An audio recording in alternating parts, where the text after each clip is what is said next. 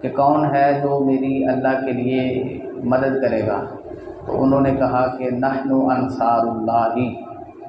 ہم اللہ کے لیے آپ کے مددگار ہیں، ہم اللہ کے مددگار ہیں۔ تو وہ لوگ کہ جن کا دعویٰ یہ ہے کہ ہم نصارہ ہیں، یعنی ہم مددگار ہیں نبیوں کے اور اللہ کے، تو اللہ نے ان سے وعدے لیے، تو جس چیز کی ان کو نصیحت کی گئی تھی اس میں سے ایک حصہ انہوں نے بھلا دیا۔ یہ وعدوں کا ذکر تسلسل کے ساتھ ہم پڑھ رہے ہیں۔ سب سے پہلے ذکر ہوا تھا وَاذْكُرُوا نِعْمَةَ اللَّهِ عَلَيْكُمْ وَمِيثَاقَهُ الَّذِينَ وَاثَقَكُمْ بِهِ۔ صحابہ کرام رضوان اللہ علیہم اجمعین سے اللہ رب العزت نے فرمایا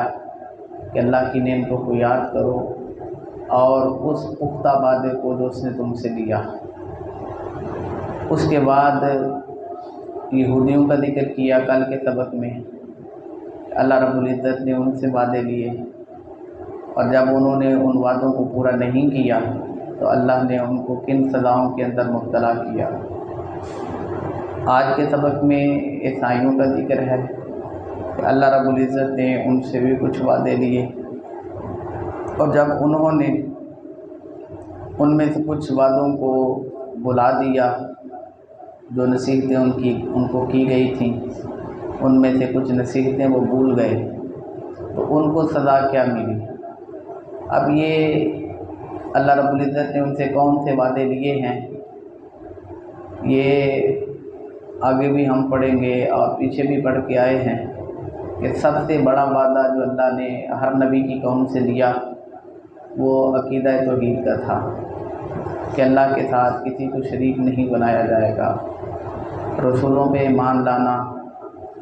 اور آسمانی کتابوں پہ ایمان لانا، فرشتوں پہ ایمان لانا، آخرت پہ ایمان لانا۔ تو جب کوئی قوم کسی مذہب کے ماننے والے کسی بھی وعدے کی خلاف ورزی کرتے ہیں، اس کو بھول جاتے ہیں یا اس کے خلاف کرتے ہیں، تو پھر اللہ رب العزت ان کو سزا کے اندر بھی مبتلا فرماتے ہیں۔ کل کے سبق میں اللہ رب العزت نے کہا تھا کہ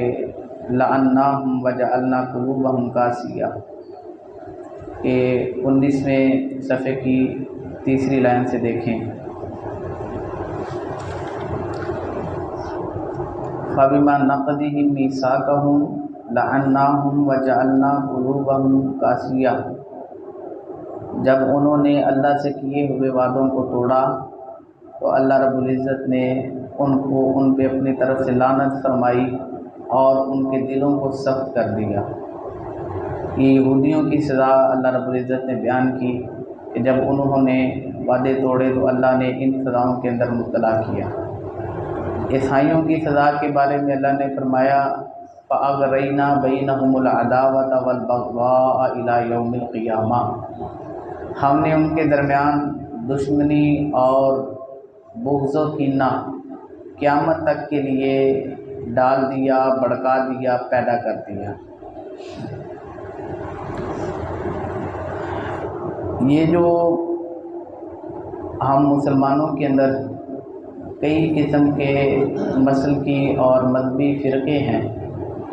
اور ان فرقوں کے ذریعے سب سے زیادہ نقصان مسلمان کو ہوا ہے، اسلام کو ہوا ہے۔ ہماری جو وحدت تھی، طاقت تھی، وہ ٹوٹ گئی ہے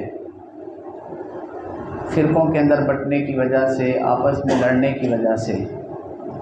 تو یہ دراصل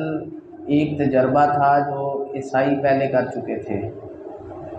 جس طرح ہمارے ہاں یہ مختلف فرقے ہیں، مسلکی جھگڑے ہیں، اسی طرح کے جھگڑے عیسائیت کے اندر بڑے عروج پہ تھے اور ابھی بھی عروج پہ ہیں، اس وجہ سے کہ انہوں نے اللہ کے وعدوں کے ساتھ وفا نہیں کی، تو وہ آپس میں ایک دوسرے کے دشمن بنے اور آپس میں ایک دوسرے کے بارے میں بغض اور کینہ پروری سے کام لیا۔ وہی تجربہ انہوں نے مسلمانوں کے اندر بھی کیا ہے، مختلف NGOز کے ذریعے، لٹریچر کے ذریعے اور زرپرست لوگوں کو خرید کے، کہ جس طرح ہم نے اپنی طاقت کو ٹوٹتے ہوئے دیکھا تو اسلام اور مسلمانوں کی طاقت کو توڑنے کا بھی یہی ایک راستہ ہے کہ ان کی آپس کی دشمنیوں کو بھڑکایا جائے اور آپس کے اندر ان کا جو حسد ہے، بغض ہے، کینہ ہے، اس کو مزید ہوا دی جائے۔ تو وہ اپنے اس تجربے میں بڑی حد تک کامیاب ہیں۔ پوری دنیا کے اندر مسلمان خطوں کے اندر تقسیم ہو کے، مسلکوں کے اندر تقسیم ہو کے اپنی وحدت اور طاقت کو گنوا چکے ہیں۔ رہی بات یہ کہ جب ان کا سامنا یا ان کا مقابلہ مسلمان سے ہوتا ہے، اسلام سے ہوتا ہے، تو پھر الکفر ملت واحدہ، پھر یہ سارے اکٹھے ہو جاتے ہیں، پھر سارا کفر اکٹھا ہو جاتا ہے جب ان کا مقابلہ مسلمانوں سے ہوتا ہے۔ اور یہ اکٹھے بھی اپنے مفاد کے لیے ہوتے ہیں۔